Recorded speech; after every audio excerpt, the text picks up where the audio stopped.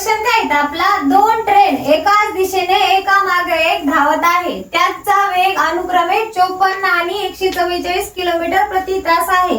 त्यांना एकमेकांना ओलांडून जाण्यासाठी 18 सेकंद लागतात. जर त्यापैकी पहिल्या ट्रेनची लांबी 60 मीटर असेल तर दुसऱ्या ट्रेनची लांबी किती? मग बेसिक फॉर्म्युला काय आपला, x + y बरोबर t इंटू मग आता v किंवा velocity of fastest minus velocity of slow गुणिले आता इथं काय आहे, किलोमीटर प्रति तास आहे. मग मला काय करावं लागेल, 5/18 ने गुणावं लागेल. आता एका ट्रेनची लांबी दिलेली त्यांनी किती, 60 मीटर 60.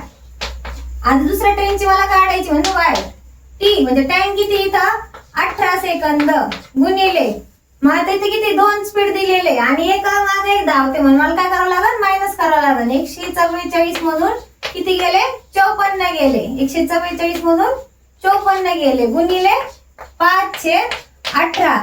हे 18 गुणिले मध्ये ते भागिले मध्ये एकमेकाला उडाले. मग 144 मधून 54 गेले. उत्तर किती आलं, 90. इथे किती राहिले, 5 आणि इथे किती होते, 60 अधिक y. मग आता y बरोबर इथे 60 कशामध्ये, प्लस मध्ये, तिकडे गेलं मायनस मध्ये होते. पहिल्यांचं करून घेऊ, डायरेक्ट मी 0 मांडून टाकला. 9×5=45. इकडे गेले मग काय होणार, -60.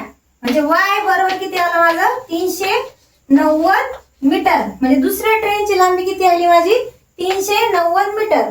अशाच कंटेंट साठी आमच्या इंस्टाग्राम आयडी ला फॉलो करा, लाईक करा, कमेंट करा. तसंच आमच्या युट्यूबला सबस्क्राईब करा आणि लाईव्ह लेक्चरला डेली या.